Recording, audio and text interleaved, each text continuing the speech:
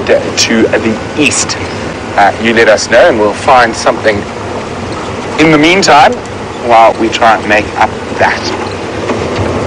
While you guys try and let us know which you would prefer.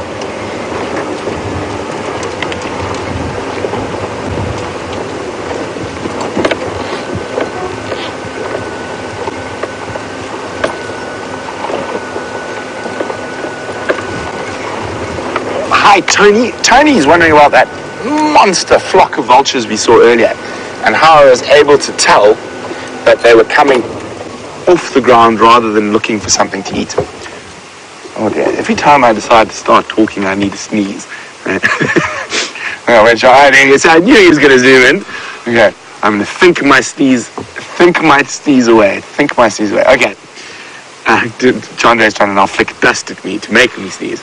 So, Tony, so they were coming up and they were getting into those thermals and going higher.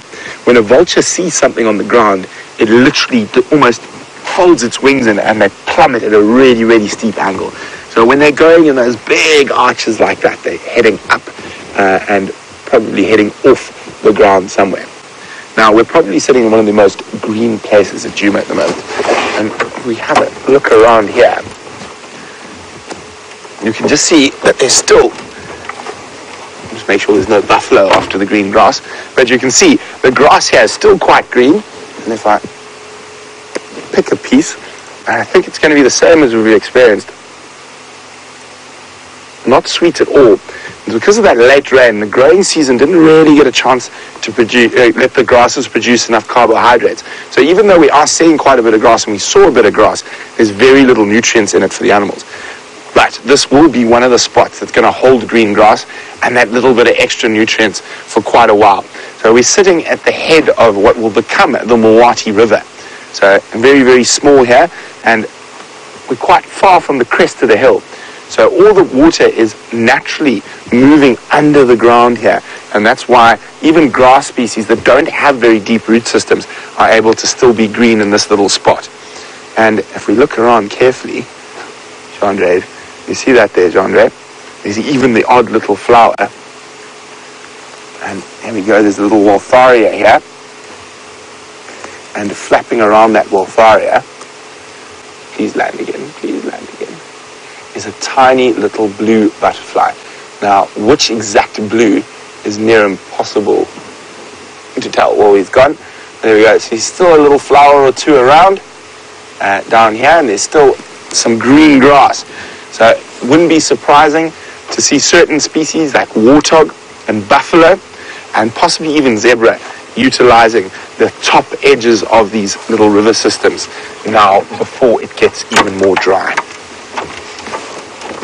Oh, and impala, of course. I actually have seen impala in this dip already.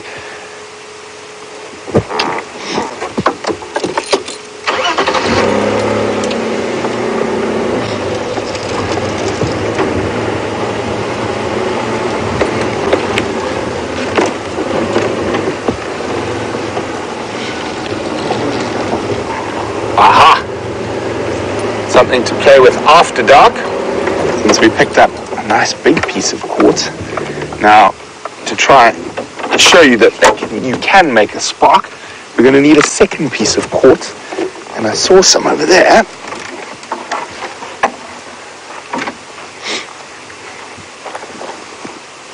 Not the biggest pieces, but hopefully this one should be able to, we should be able to strike a spark. Now, it's not really too much of a big spark. You can smell it. It smells a bit like, almost like gunpowder when you do it, but you're going to very much struggle to sort of start a fire with the spark from that, even with gasoline. I have tried as a young boy, as with most young boys. Absolute fascination with fire.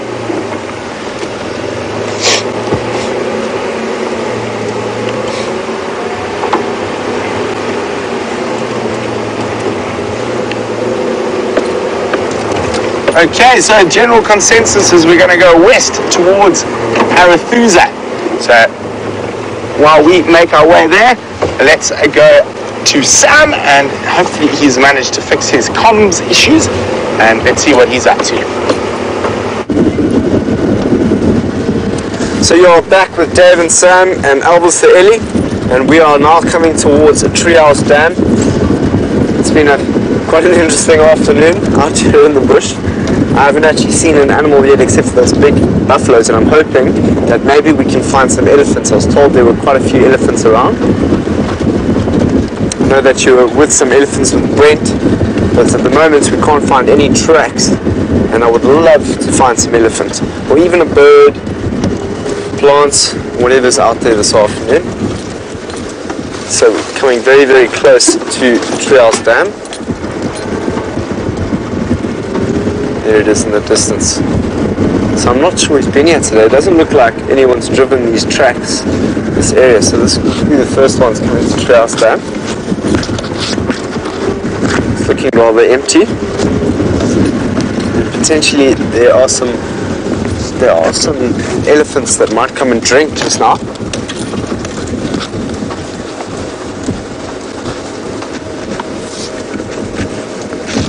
Sid would like to know, what is the difference between a jackal and an impala? Well, a jackal is, it almost looks like, and you get a jackal, it almost looks like a fox. It's in the same sort of category as a fox. And an impala has horns. So you'll see quite clearly the difference between an impala and a jackal. It's almost like, I mean, the closest thing could be like a dog almost, but it's not. It's in the Canidae family, but it looks quite similar to that of a dog with long ears. So it has longish ears. I haven't actually seen a jackal since I've been here. I've seen jackals before often, and they're very, very, very cool animals to see, but I haven't seen one, and hopefully we can find one sometime soon. I'd really like to see a jackal soon, and an antelope. Well, let's see if we can find an antelope, and I can quite clearly show you the difference between that and a jackal. I'll get my jackal picture out of the book, and we can have a look at the antelope, and I'll make quite a clear reference to the difference between the two. They also have very different foot structures. I'll show you that, the foot structures. One's got feet with some toes, pad and toes, and the other's just got two hoofs. So we'll show you a picture of that when we see them. We often see impala, so I'm going to see if I can see one sitting in the thicket anywhere around here. This is in Karula's territory as well, so we are driving through both Tingana and Karula's territory, which are two leopards that we get in this area. And I'm just also looking and paying attention for any tracks that might be present around here this afternoon.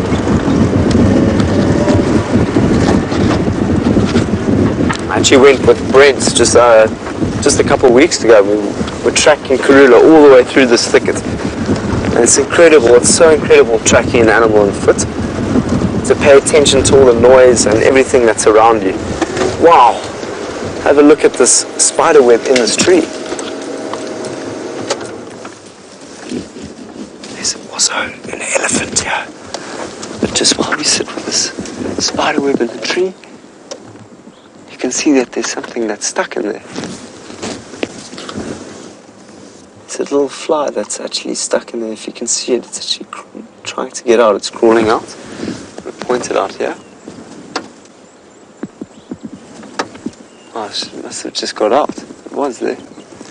But how incredible is this spider's nest? So this is part of a community spider nest. So there's a number of spiders that will live in there. And it looks really, really cool in this old buffalo thorn. Can you see how thick those webs are? So it doesn't look like it's an active community spider nest. That is very, very cool. I'm going to see if I can find you one that actually has the spiders that are lurking around it. But we've just also caught wind of some elephants. So just as I stop the car, have a listen to the different sounds that are happening.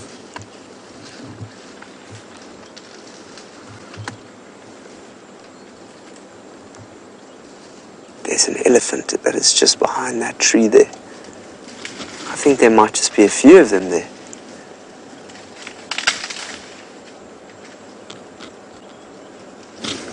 So that's the sound I just heard as I was coming through here. Let's go a little bit closer. You can see trees are really moving around there.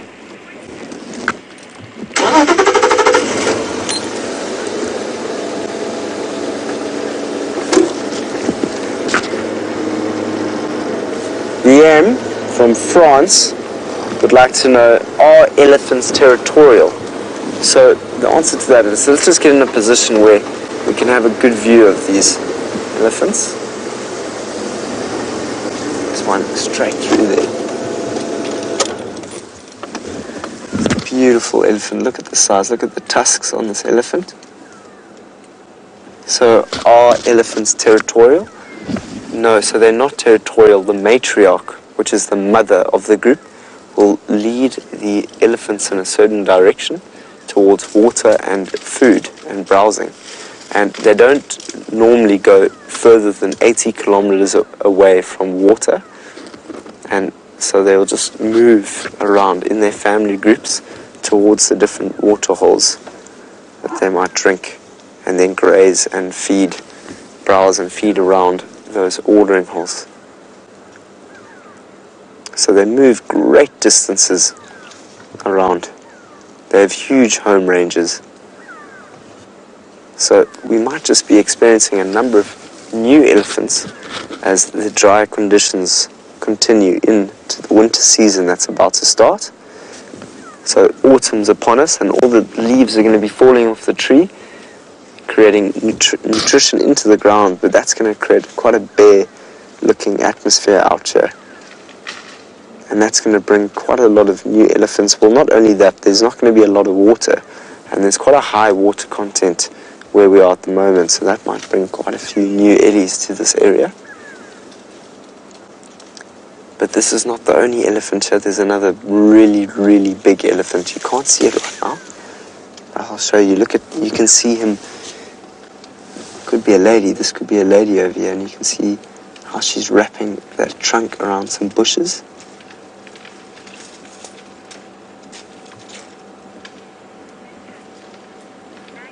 Beautiful, look at her. She's got a little cut on her trunk there.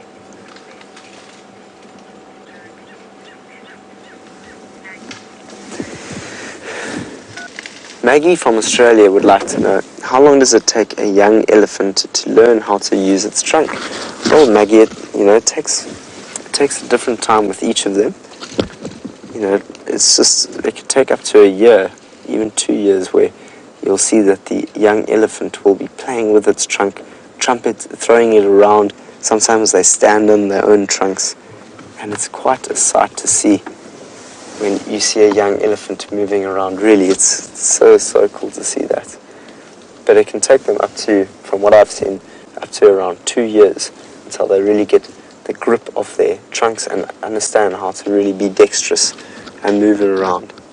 But of course, every single situation with every elephant's different. As we learn differently, each of us individuals learns in a very different way, and much do elephants. So let's go and have a look at the other elephants that are here. There's one there. There's another one just over here.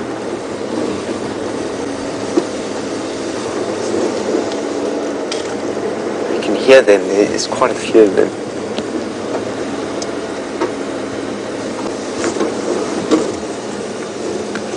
I think there's a youngster there as well. You look through that thicket. So there are just two more just that are in that thicket there that are feeding. And I think I just saw a young one moving around. So I'm just going to see if I can see that young one again, and then we can see what the young ones are like when they're using their trunks. But look how big that elephant there is, and he actually, doesn't stick out right away. When walking in the bush, you have to be so aware of elephants, and you must listen to the sound of a branch breaking. You can see that elephant's flapping its ears. So often elephants will flap their ears to try and cool themselves down. It's a way of regulating their temperature.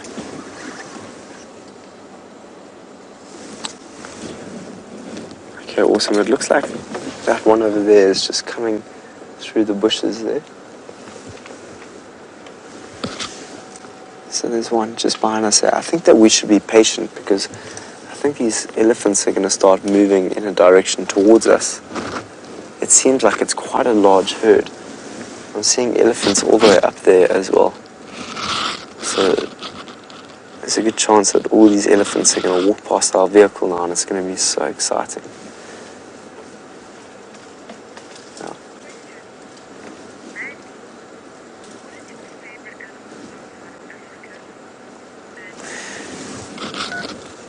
Mandy would like to know, what is my favorite animal outside of Africa? You know, I'm just going to move, I'm going to stay here. Let's talk about this while we wait for these elephants to come. My favorite animal outside of Africa, you know, I've got a huge fondness for eagles, and I love all sorts of eagles, and I'd love to see a bald eagle, as well as a golden eagle, as well as an osprey from Wales. So I'd truly love to see an osprey. I've always loved eagles, and I think that's just because of an encounter that I had when I was working in the Cedarburg Mountains, and I was watching Eva Roe eagle, the black eagle. Such an incredible eagle to watch, and I watched it rear young underneath the thicket there. And I was doing a biodiversity count there of black eagles. So I love eagles so much, and the opportunity to go and travel the world and see some of those eagles in the different countries, as well as the main predators that influence those ecosystems, such as wolves. I'd love to see a wolf so badly, and I've seen a jaguar before, which was incredible, which was in South America. I actually watched the jaguar swimming through a river, which was very cool to see that. I was very privileged to be able to see that and have that opportunity. Yes, it would be eagles. What is yours? What would you guys like to see outside of Africa? I'd like to know what your comments would be. Maybe that'll spur my curiosity to go and see more, but let's just see what these elephants are doing here. They all look quite calm, as if they're not moving much out of their places. It's a very, very thick bush where we can't see much of them. I think if I go a little bit forward, you can just see the one in the distance there.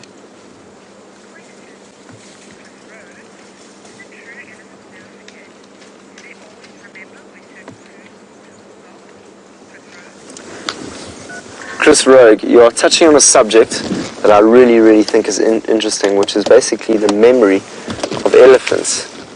So these elephants are getting closer, so keep asking questions while we wait for these elephants.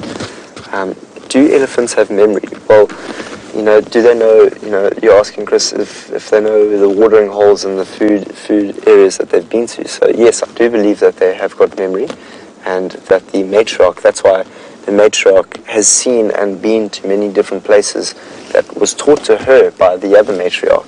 And through that experience of memory of the landscape and the memory of also the other predators that are in the area, and just everything that it means to be an elephant out there is huge. So the memory is strong with an elephant, and that will be passed down from matriarch to matriarch.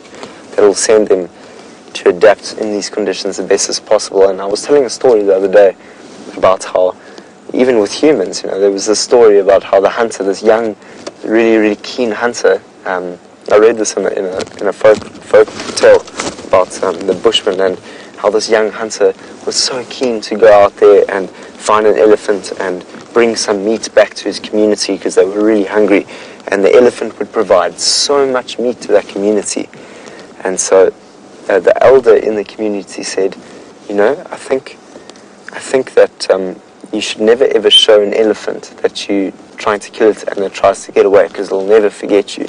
So what they used to do is they used to dig holes in the ground so that an elephant would fall, and that fall would kill the elephant. Wow. Isn't that magical, that sound? And so, just while I'm talking about the story, have a look at this elephant that's come closer to us. And so the elephant, one day the young hunter went out to go and hunt, and they were digging a hole in the ground, but the young hunter got so enthusiastic that after the tribe went back to their community, the young hunter went out and threw its spear at an elephant as if to try and... Wow! Did you see that elephant just moved a whole tree? That was so cool to see that. Jeez, that's how strong they can get. Or whether or not to go back to that story. What else is going to happen? So she's really lifting stuff up. I can see quite a lot, and I know the camera can't, so I'm going to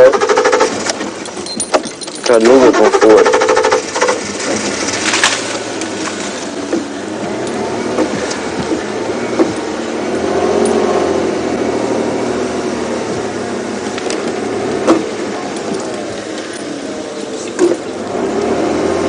There we go.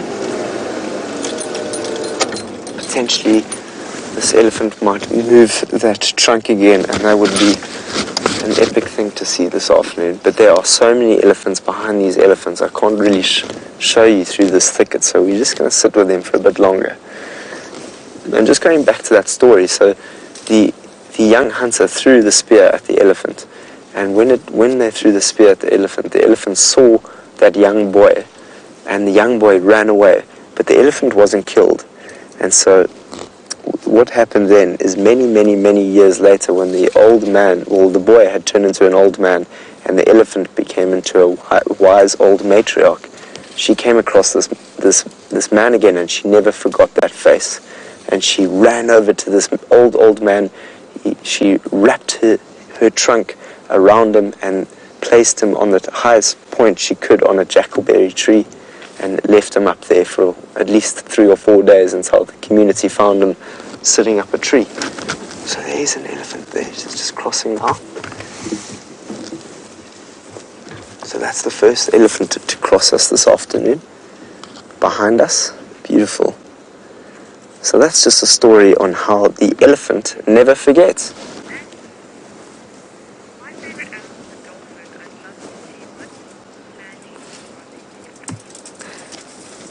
Mandy, thanks for responding to my question around what would your favorite animal would be to see, and that's a dolphin. Dolphins are incredible animals. I've had a couple opportunities in my life to be able to see many dolphins. When I was a young boy, my dad used to take us canoeing out at one of the beaches in South Africa, and we would see dolphins jumping in front of us. So I've had some very lucky opportunities with dolphins. So here you can see this elephant is moving everything around with its trunk and its foot. So you can really see how an elephant needs its trunk for not only picking up grasses, as you just saw there, picking up a grass. You can't quite see her with her trunk now. But they use it to move over trees and push over things and collect food from the top of the tree. So they really do use their trunks a lot. Wow, so they're getting a little bit closer.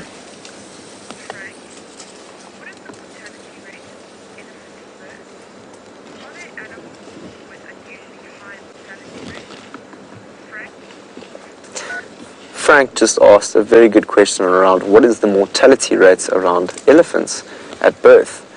You know, I've never looked into that and how many elephants actually die at birth. But I'm sure compared to most of the other animals, the elephant is actually has a much higher consistency of having that child, because they have a lot of protection from the parents. But that would be a fascinating thing to look up. I'll have a look and see what the mortality rate is with young elephants. And you can see this is a female over here. That's right in front of us. See her mammary glands, as well as those smaller trunks, or the smaller tusks in front of her there. And she's got quite a dome look on top of her there. So on top of her head there, you can see how it jots out just a little bit there, and that will tell us that she is a female.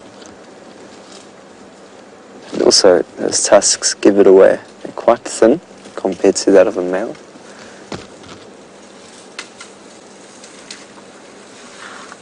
Wow, but she really is a beautiful female. So if you look around us now, they're starting to come a little bit closer to us. So we've been quite patient with them. Here comes the smaller one. I told you that there was a smaller one. I saw it, so now we're going to be able to see a much better description of how a young elephant might use its trunk. So it's in there. So what I'm going to do is I'm going to go a little bit. To be honest, I think that young elephant will make its way here, and I don't want to make it nervous because my car is there. At the moment, we look quite discreet. So there is a young elephant. Just have to be patient to let that young little elephant come out and show itself. There we go. that's one of the elephants that Dave has managed to see, of the young ones. Look at it using its trunk.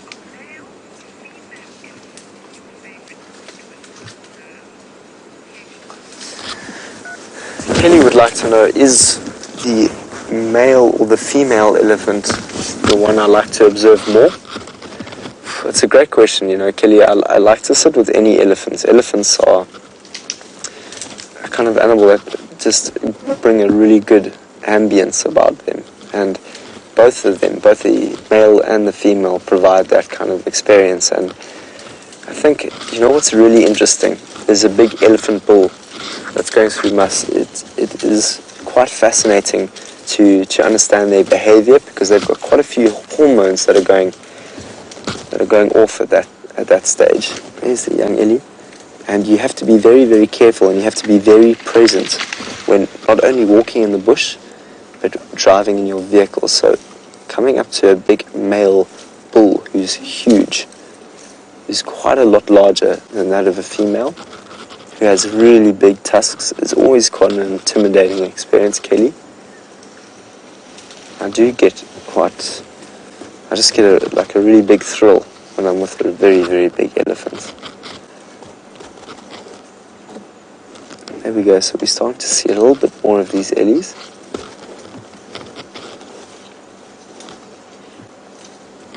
I'm just going to go a little bit forward, not much.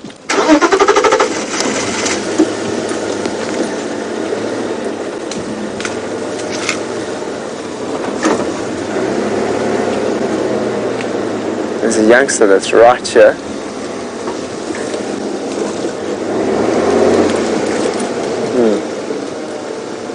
It's just going to position us so that we can really see them well. I'm going to go a little bit more forward, and that will give us a little bit more space to see a few more elephants.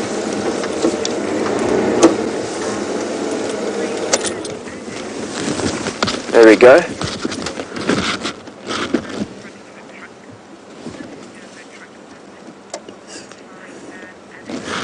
Safari fan Addict is asking whether the one of the tusks of the females that we were looking at earlier had quite almost like an indent that was going outwards, that would basically asking, would it interfere with the mobility of the trunk? Well, you know, not that I don't think so. I really don't think it would. You know, those trunks can really get out and move in any direction. It would just be about how the elephant moves its head. So it can get a little bit lower and be able to get to an angle that will be able to wrap around and do whatever it needs to with its trunk.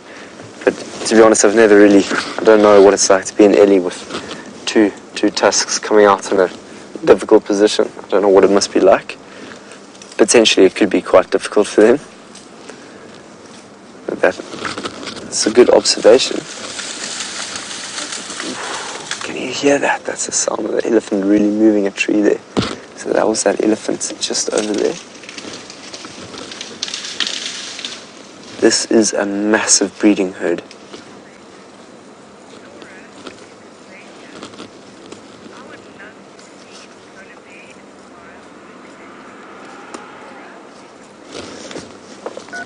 Laura from Pennsylvania says that she would love to see a polar bear in the wild. Wow, Laura, it depends on how you would be viewing. So I think there's a vehicle coming behind me. Okay, with a polar bear, you know, if you're on foot and you're traveling around looking at a polar bear on foot, that would be so scary, because they're really not used to humans on foot. So you'd have to be so super careful when you came across a polar bear. I would also love to see a polar bear there, Laura. Wow, there's a whole tree going. One's just pushing down branches to the left here. We can't quite see that one. I'm just going to move a little bit more forward just to see that one.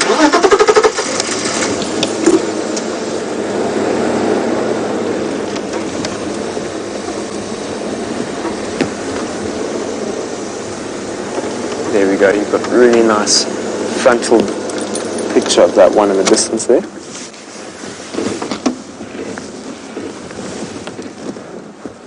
So it's a really large group. And I wonder where the matriarch is. Interesting to see where the matriarch is and what direction she's heading in, because she will be leading the breeding herd and taking them in different directions. You can see there's quite a little bit of quite a secretion over there coming out of these elephants. Just the right, it must be their glands there. So I think it's a young female, this one over here. Yes, I think it is a young female. You can quite clearly see the dome on top of her head there. Yes. Have a look at this elephant that's right close to us now. You can quite see it eating.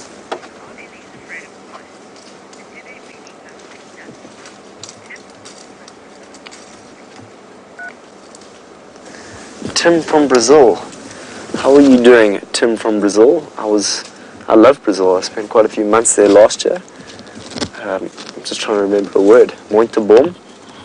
Muito bom. I think that means very good. You're asking, are elephants really afraid of mice, and do they like peanuts? Well, Tim, you know, I've never seen an elephant be scared of a mouse. I think I've heard it can be true. But until I see an elephant running away from a mouse, then I shall believe that. And eating peanuts, I also have never seen that before, Tim. So those are two experiences I've never had. I used to love, Brazil was such a great time in my life learning that language, and I've lost a lot of the language that I learned there. I remember abraço, which I think means hugs.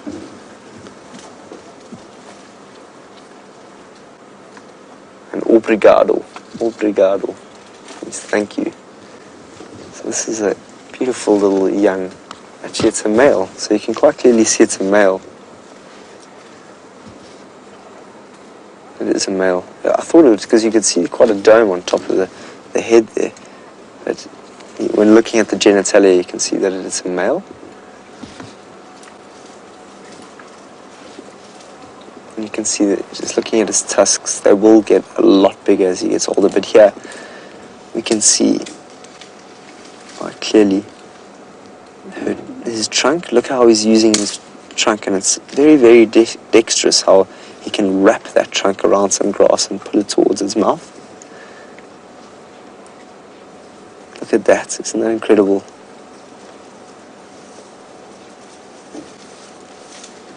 I often imagine what it would like to have a nice long nose like this. When I say I often think about it, I don't actually think about it that often.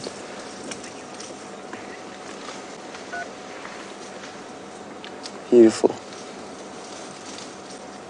So these elephants have probably been down by twin dams, and the young one is just in the distance there, so you can't quite see the young one at the moment. But if we be patient, we might get that young one close by and we can really observe. Wow. There is a huge elephant that's just down there. I don't know if you heard that. Let's just go in this direction a bit. I've just heard a really, really big sound.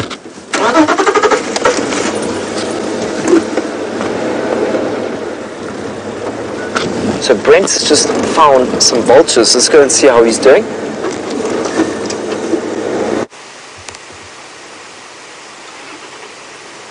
There we go. So 3 white-backed vultures and a single lapid-faced vulture right up the top. Now, 4 vultures isn't enough reason to get too excited, but the fact that the lapid-faced here could be a little bit more exciting. Hello. Hello, guys.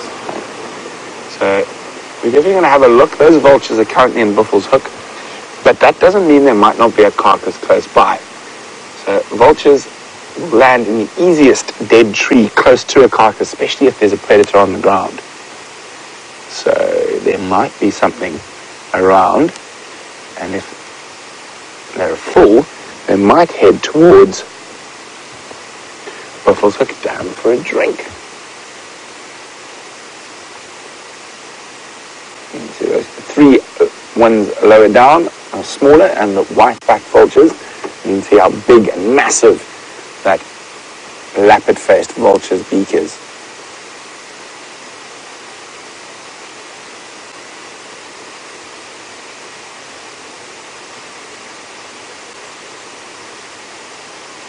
I think we should go for a sneak peek at the Buffalo's Hook waterhole. Maybe something's there.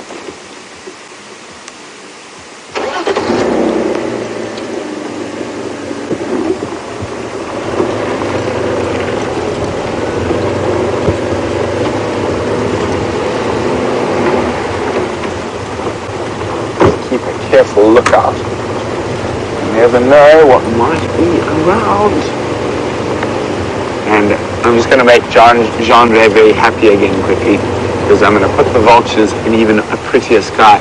Now, a little bit less exciting is that there's some vultures further to the north. Oh, no, I need to move there. Now, that's not as... So when, Jean-Ray? Cereal out. So there we go. Now, if you look beyond those vultures in the marula tree in the distance, there's another lappet-faced vulture and another white-backed vulture. So, unfortunately, that means that if there is a kill, it's going to be further into Buffalo's Hook. But that doesn't stop whatever has been eating it to go for a drink at Buffalo's Hook Dam. So I think we're going to stick with our initial plan and head towards the Buffalo's Hook waterhole for a quick squiz.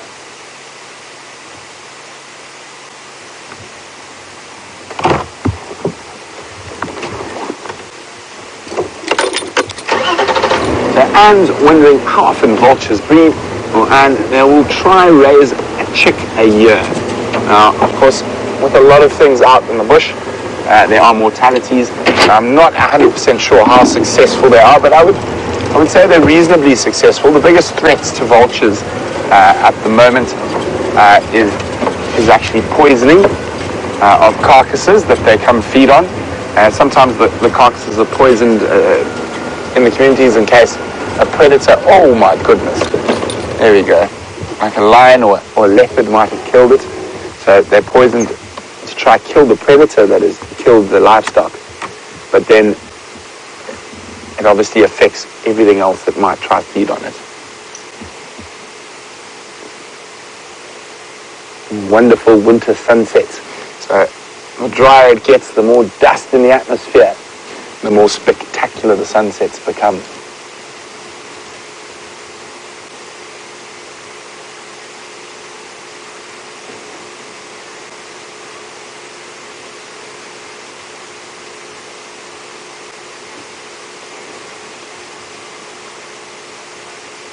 Blue butterfrog is wondering, do vultures ever attack an animal or do they just scavenge? So there have been known, white-backed, lappet-faced and white-headed have been known to attack very weak and injured animals, but it is unusual. Normally they stick to scavenging. Well, let's hope whatever they are attempting to scavenge off has decided to head to Buffalo's Hook waterhole for a drink.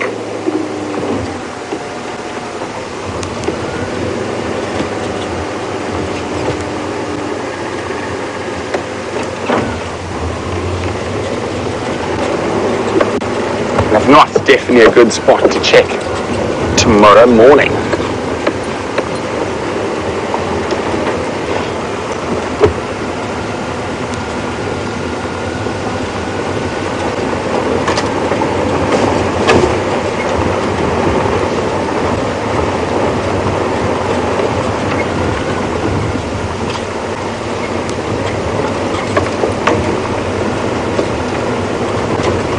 We have the leaning terminalia of Buffalo's Hook.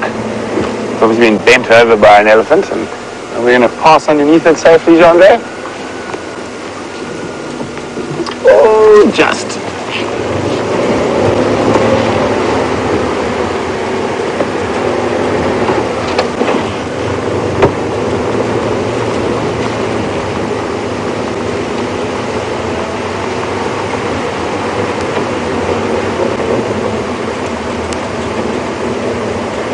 while we go check if there's anything happening at the Brittleship waterhole, let's go back to Samwise and the elephants. So we are about to head off towards the hyena den, but I just wanted to give you a kind of look at the size of this breeding herd. We've already we drove about 200 meters there, and we've come across more elephants, and you can see there's a young one here, and this young one is using his trunk, and he looks like he or she, can't tell, but is using their trunk quite well to feed. And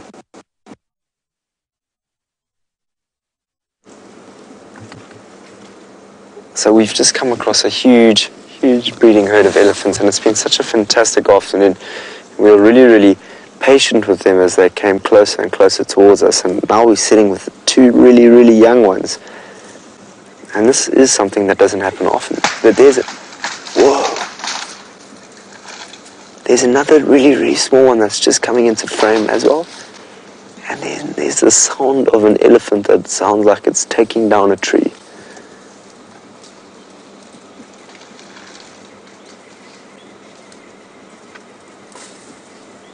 It's incredible to hear these sounds that these elephants can make.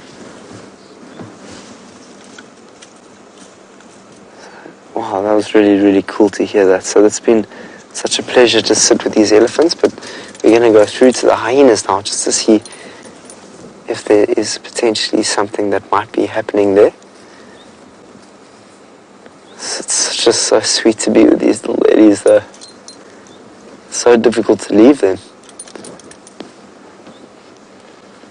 Very sweet.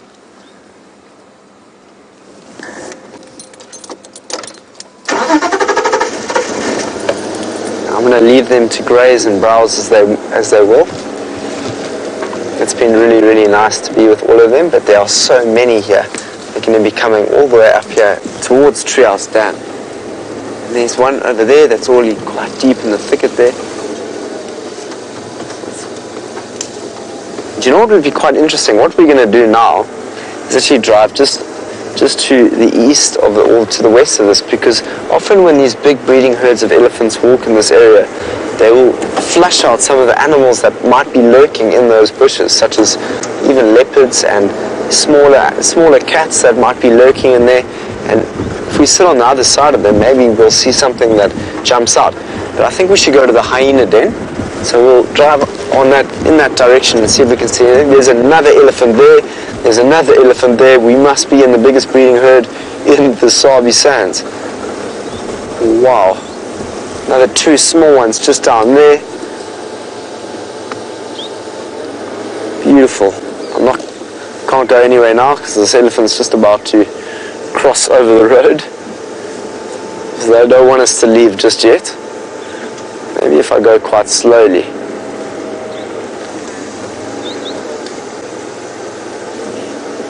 Wow. Beautiful. There goes a nice big elephant. Let's just give you some time to cross over. Beautiful. And if we just move towards this elephant that's going to be walking off in this direction. There we go. You can just see the other elephant over there. I'm just looking in the distance now to see if there's any more elephants that are coming back down the road. There's a couple more. There's about 3 or 4 that are coming back. So this looks like a female here.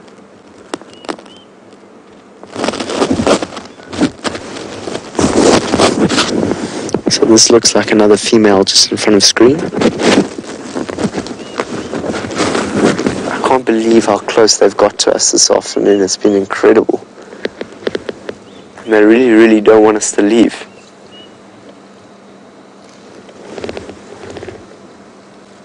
There she is. So I think it's safe now for us to move a little bit slower, and then we can head towards the hyena den. Hello.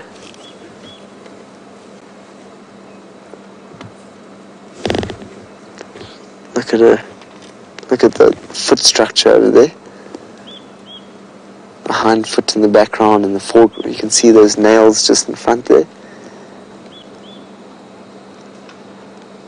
Beautiful. You just can't leave elephants when they just get so close to you like this. It's just too beautiful to pass up. Really means a lot when elephants come close to your vehicle. She's a beautiful female.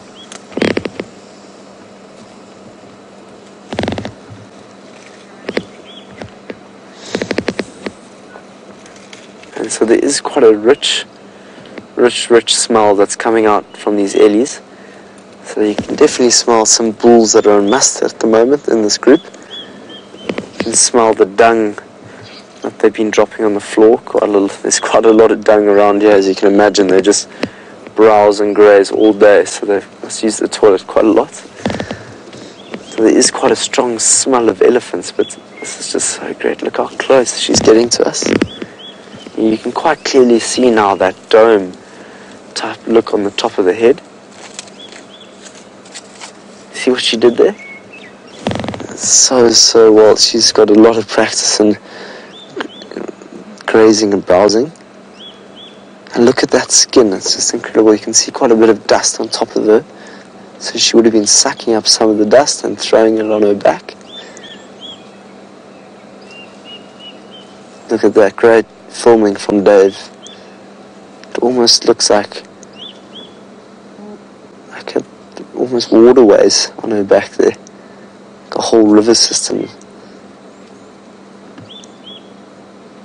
So their skin is very thick, and that is why you don't see, well, that's why you don't see many oxpeckers on them, because the oxpeckers, there's not much ticks to eat off them because their skin is just too thick.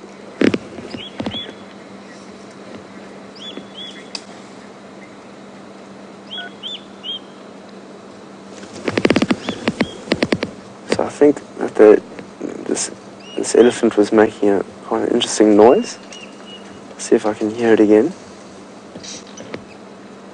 There is a group of fork-tailed drongos that are around here that are making quite a noise around our cars. You can imagine those birds love to follow these breeding herds of elephants because they are kicking up some of the insects around us, so they can't quite see them. You can hear them though. So there goes that elephant. So let's head off to the hyena den now. We've had such a magnificent sighting of all these elephants. We were late on drive, but we were given the privilege to sit with elephants for nearly an hour. So let's say goodbye to these elephants now. We've said goodbye to about 3 groups of elephants as we've driven through here. And look at that background over there, it's just fantastic. The blues, the purples, the reds, the yellows. So this is the last day of being 25. There's more elephants up there. This is magical. There's one here.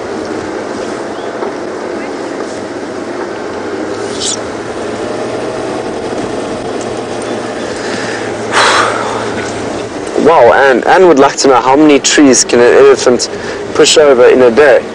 Well, Anne, you know, they can push over a number of them. You know, they graze 22 hours, graze and browse 22 hours a day, and if it, you know, most of the time they don't push over the tree, they'll just rip the bark off and graze and browse on some of the trees. When you hear the sound of trees breaking, it's often like we can see here with the tree that's broken to the side here. So it was broken a while ago and they're just moving that off the ground as they go past. So those big sound, that sound of branches breaking is often from already fallen trees that they're then moving out of their way as they walk. So they don't intentionally always try. I mean, look at this tree. This tree's been absolutely snapped in half. Look at that damage that that tree has made, but that tree is still alive. You can still see some green. And that is actually, I think it's the red thorn acacia. It's one of the acacia trees. And the elephants love that tree. They absolutely love it. And even though they've got those big thorns on them, they can still wrap that trunk around the thorns. Their skin is thick enough to deal with that sort of pressure.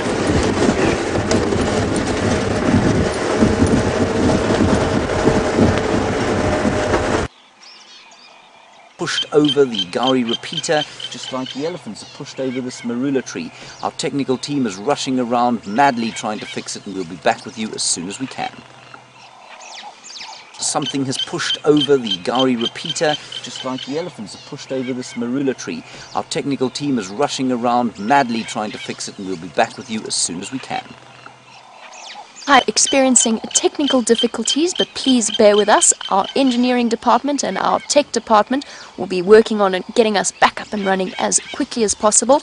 As you know, bringing you live safaris from the middle of the African bush is not always the easiest task in the world, but we will be back up, and stick with us because you never know what might be on your screen when we return to you. Gremlins, but we're back! And as you can see, the light is dipping, it's getting chilly, but hopefully it's going to bring out some of the other animals that we haven't seen yet on this sunset safari. But it has brought out sunset, as we can see in front of us. And a beautiful looking sunset it is.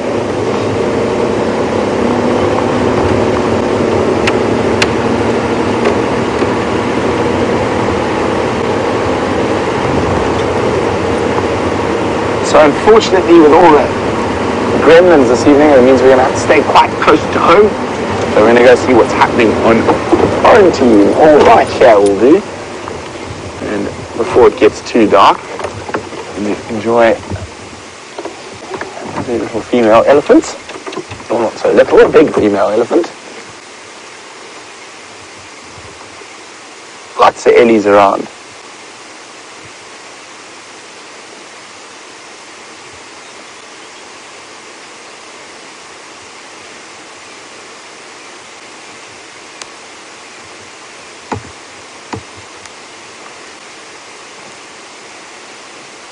Incredible for how long during a day elephants will feed for.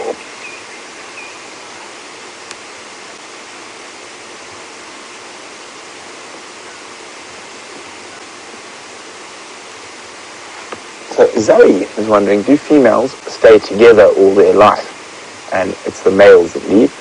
Well, Zoe, to a degree, most breeding herds are made up of related females. But when the herds become too big, they will splinter off into smaller herds. They do come together from time to time, but not necessarily for their whole lives will they remain in the same herd. But the males do disperse and move well away from their natal herd.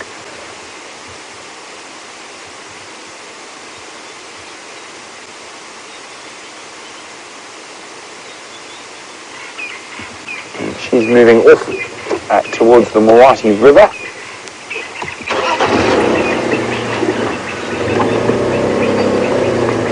Carry on, see what else is out there.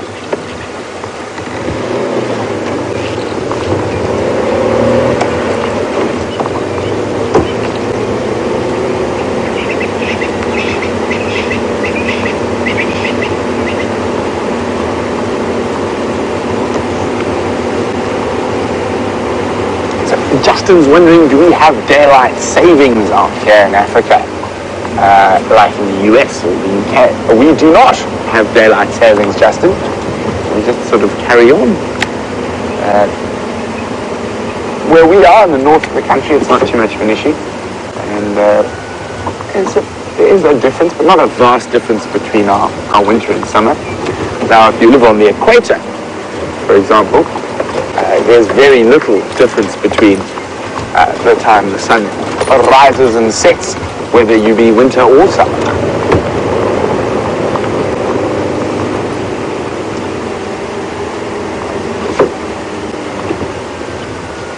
Oh, more ellies everywhere. It's a bit dark. Yeah, we're not going to stay with them. It's a bit too dark for the ellies now.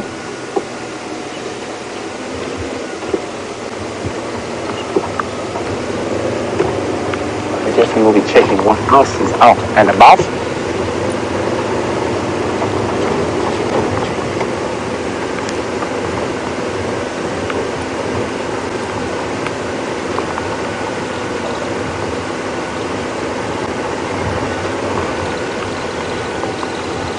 Billy the backpacker would like to know, or was wondering, what could be causing that leak in the elephant's orbital glands there, just behind the eyes, and not belly. And probably, it can be quite a different things. It can be stress from lack of food, lack of water. It can also just be hormonal. So it could be an estrous cycle coming into play, pregnancy. Okay, there we go. You got him, Chandra. A legomorph, the African scrub hare. Hello, little chap. Now, they're grazers as well, and of course there's not too much grass about, but they've got a very interesting way of ensuring they get the most amount of nutrients out of whatever they eat. They will actually eat their own feces up to 7 times to make sure there's no nutrients going to waste. And you see he's really tucking into that little bit of grass there.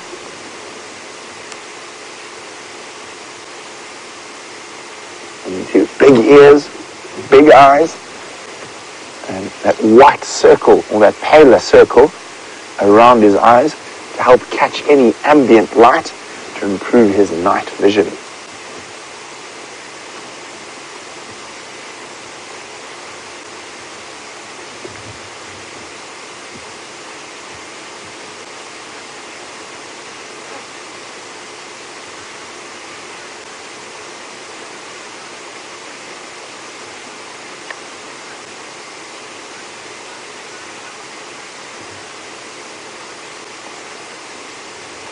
So Mike, the big birder from Florida, says he's going to be without internet for a week.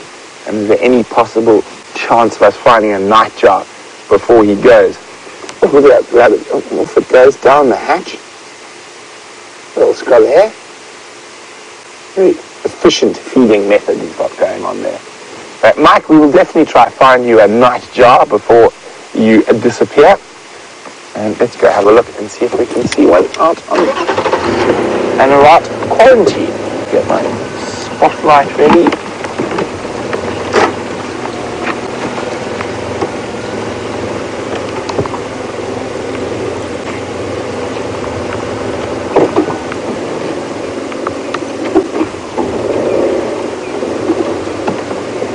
It's back down right there.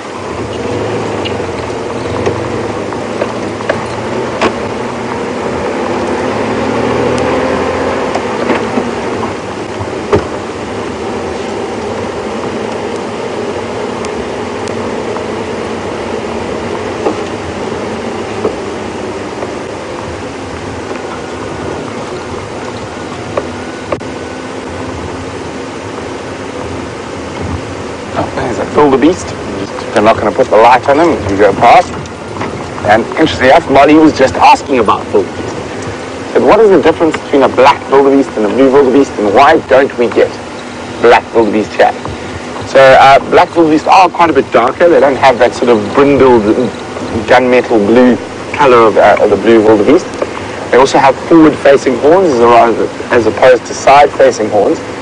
And they have become high veld specialists. So they live on the open grasslands of the high veld, and so they would, where there's a lot more grass, so they've become specialized to that area, and that's why we don't get them down here in the low veld. But they split, or the wildebeest split about over 1 million years ago to form those two different species. So they've been apart for a while. There's very few areas where you get both occurring naturally. And even then you'll have sort of the blue wildebeest in the river valley, and then up on the hills you will get the black wildebeest.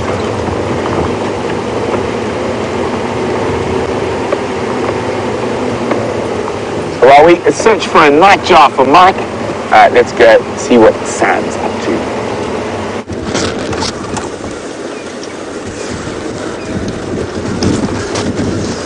So here we are, everyone. We had such a cool sighting of those elephants a little bit earlier. There must have been about 60 of them moving up through there. So it was great to come straight out into drive and sit in the middle of a breeding herd. I was really quite, very excited, very content with that experience. And I've just come back to the area where I found the lions this morning, or myself and VM found those lions, which was also very, very exciting. We came from here, we tracked them all the way down to the gates, and then we found them at the gates, and I went out to go look for tracks, and all of a sudden the one female leopard just got up and went whoop. She looked at me, and I was like, hello, and I got back in my car. Oh, sorry, there's people having a nice evening drink by Sydney's dam, so they're not wild animals.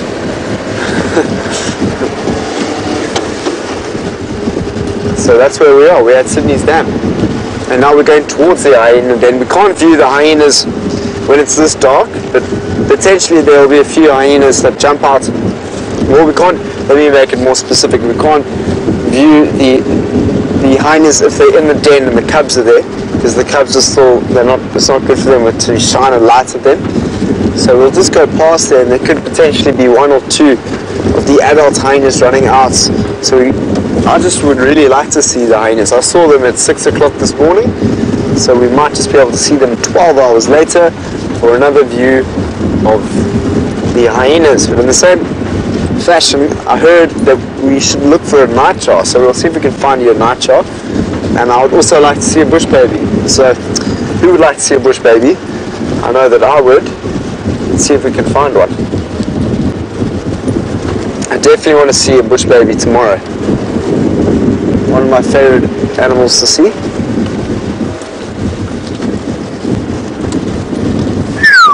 That's a Tony. What animal do I think has a stronger bite? A jaguar or a hyena? It's a very cool question to talk about. I think, you know, when I saw, imagine a leopard.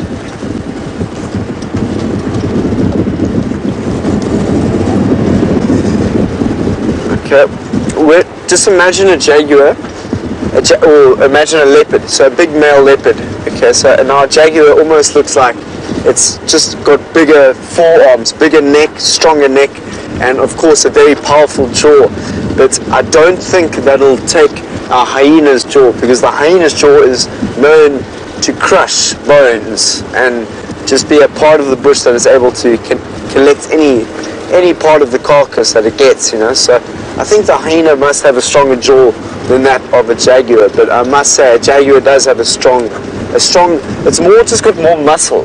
I think that would be the difference, is a jaguar has quite a bit more muscle than that of a hyena in terms of, you know, that area, but the jaw itself, I think the hyena will win that. I think that will be won by the hyena.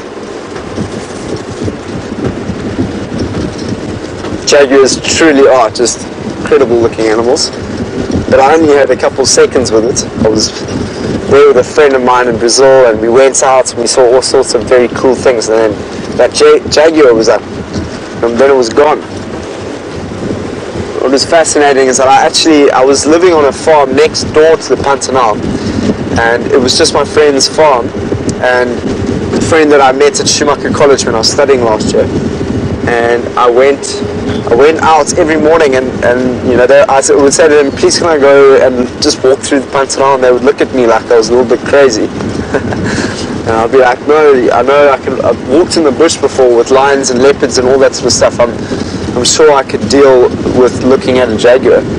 And I went every morning. I used to pack my bag full of all sorts of stuff, and I went looking for puma and jaguar and all sorts of epic things out there. I saw so many different birds, and I just went there on my own and discovered wilderness on my own. It was, I can't tell you, probably the best experience of my life. You know, just experiencing a wilderness on your own and getting to know new ecosystems and new forms of life that live on this fantastic planet. It's just it really is a privilege. It really was a privilege. But to be back in the savannah feels a little bit more at home for me, and I'm really, really enjoying getting to know the savannah a little bit better after leaving it after a year and a half. Hopefully I get that opportunity to see the Pantanal again.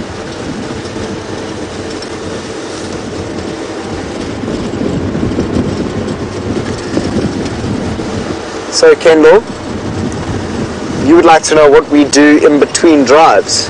Well, you know, I've shown people quite a few of my drawings and my pictures. I'll actually show you my recent one. I do a lot of drawing, and I do a bit of gardening. So I garden, do some gardening, I do some drawing, and I do a lot of running and gymming. Well, mainly running. I just run around quarantine about 6 or 7 times just to I don't know, get some sort of fitness, because I am in a car all day. Do I have it? There we go. So please don't laugh at my bush baby. I mean, you can laugh if you want to. Of course you can. Like my landlord, you're more than welcome to laugh at it. But there is my bush baby. So I drew that, and I've just been learning a few things about it. And there it is on the left there. And it's quite funny. Brian had a good laugh at it the other day. He said it looked like, you know, those things that you can buy that look like a moustache and glasses that you can just put on your face. So he said that the lesser Galago here looks like it's got a moustache and glasses on, this little bush baby that I drew here. But I love this, hey? This is such a good way to learn about the bush and draw. Louise just said to me it looks like he's in disguise there, so he's a good looking bush baby. So let's see, now that we've got a picture of it and we know a little bit about what it looks like, let's go and see if we can find one in the bush. I know that we're looking for a nightjar as well, so we'll see if we can find a nightjar and a bush baby. And I must say, I've had the last 2 days have just been incredible in the bush, you know. When I went out with Dave and found that female leopard at Arathusa, it's just the feeling you get when you find an animal that you've never seen before, and just the experience of that animal is really, really exciting. I was so happy to find that female leopard. It was so cool. Yeah, and just to say, Kendall, a little bit more about what we like to do. We like to, you know, plant gardens. Rebecca, myself, Louise, and Brian are growing a garden. I haven't started growing my chilies and my spinach because I'm going home in 2 weeks, and I want to go and collect some of the seeds that are heirloom seeds, which means that they can regrow.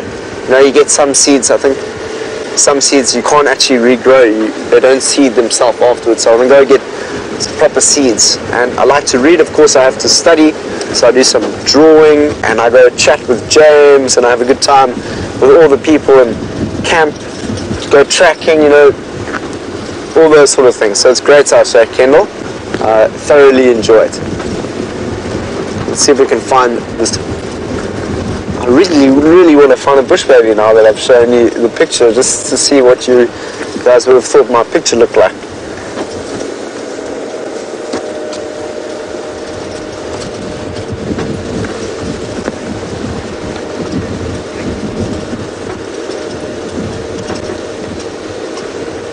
Wow.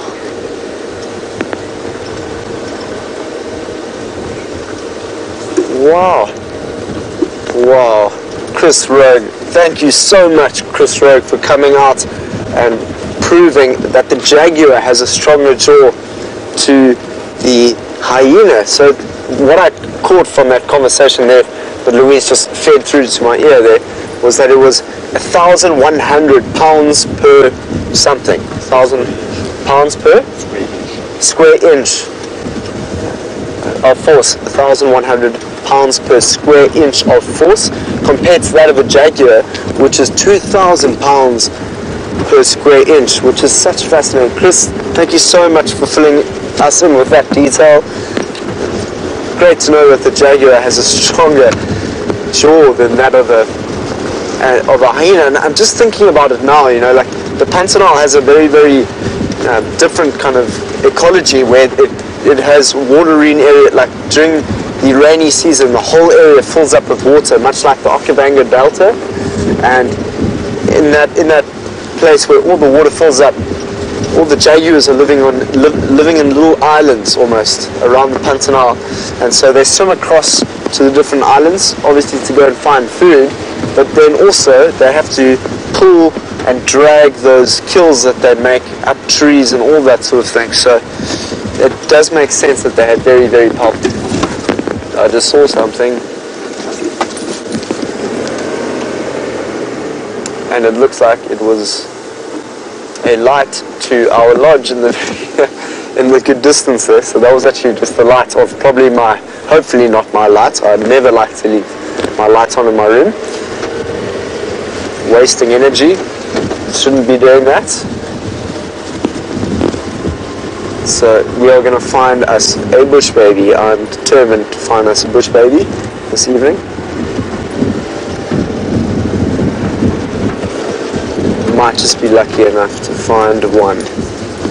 So we've also got Dave with a light out here, and Dave's a great spotter. Dangerous Dave, otherwise known as Davy, there we go, that's his nickname, Davy. But also call him Binocular Dave because he's got such great vision. I'll never forget, we were just driving in Cheetah Plains looking for something, and he just turns on his binocular vision. Next thing, Dave spotted 2 cheetah that must have been, they were quite far away from us. So well done, Davy. Thanks, Sam. Let's find the viewers a bush baby. So they have quite a red glow in their eyes. And what's quite fascinating is with bush babies, they have to, because their eyes are fixed in their head, they have to move their head in able to see anything. Like we can sit still and move our eyes around in our eye sockets, but a bush baby can't, apparently. And so it's almost like us wearing binoculars. We have to move around like this, up, down, left, right. And that's quite similar to that of a bush baby. So it's quite an interesting fact about a bush baby before we find one.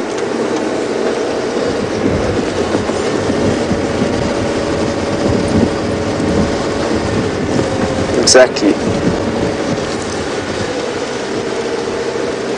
Debbie, I really agree with what you said there. That's the main reason why I like drawing. And it's why I started, I don't know if you would have seen, it's called empathy maps, where I draw the animal and then I write the facts about it. And when you draw it, like the other day, I was drawing the honey badger.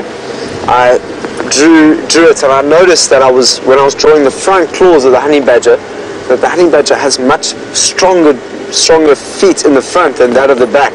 And I only realized that through drawing it, which is, it's just fascinating. You just learn it in a different way. But it looks like I've failed you this evening to find a bush baby. I've been searching while chatting. It's not easy to do 2 at once. But we have come towards the end of our drive. I'm sorry that it was quite short with the tech loops, but that's just sometimes how it is out here in the bush when we're trying to bring you this wilderness. And it's been a fantastic drive. We came straight out, elephants and all sorts of cool things. So thank you very much for staying with us until the end.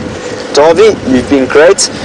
Louise and Geraldine, thank you. And we shall see you all for the sunrise safari tomorrow. It's my birthday, so I'm hoping we can find something really, really cool. All the best, and we'll see you tomorrow. So you're with me for the last little bit of the sunset safari. And safari indeed has reminded me of something that I almost completely forgot. I have been looking for this nightjar that has been proving very elusive once. Normally they're all over the place on the roads in front of you, but tonight, not so much. So safari indeed reminded me that I picked up some quartz. But yeah, now I've just got located. Where's my nice big pink one? A big, lovely piece of pink quartz. There we go. That we picked up. Picked up some other quartz as well. So now we're going to have to kill all the lights one at a time. Yonder, should I get out of the car? Will be okay here. Okay, I'm just going to turn the lights off. I might have to turn off the prevent light as well, don't I? Get the focus. Okay, there we go. I'm going to try strike it now. Hey, can you see that, John? So there we go, you can see the spark. Now, not a very hot spark, and I do like that smell, don't you? That smell, it's almost like a gunpowdery smell when you strike quartz together. And there we go, made a spark, and that gives us a chance for one last gander at a nightjar.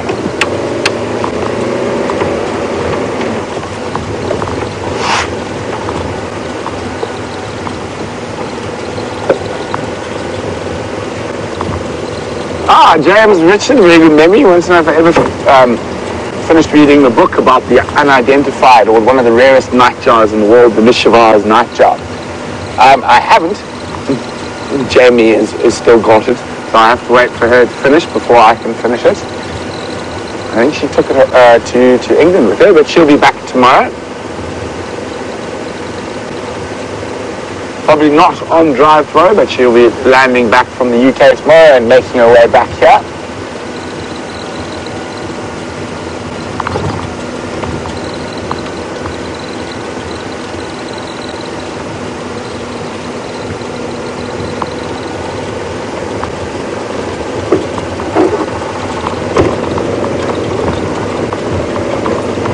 I saw an eye. What was said eye? I thought it could be a civet for a quick view I had.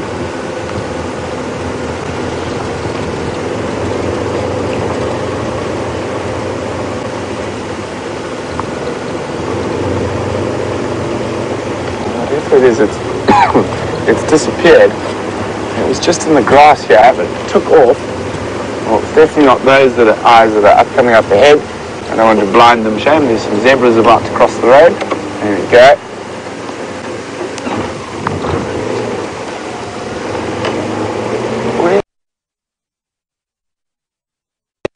Go, whatever eye was in this grass.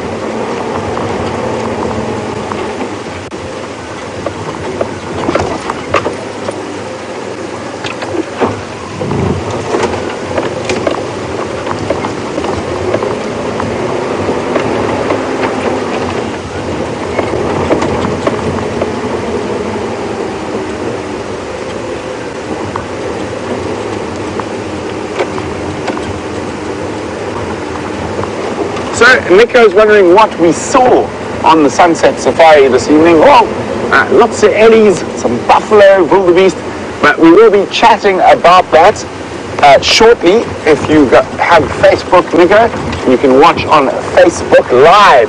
So all you need to do, go onto the Safari Live Facebook page, and probably in about 10 or 15 minutes, we'll have a chat with you and we'll take your comments as you feed them through to us.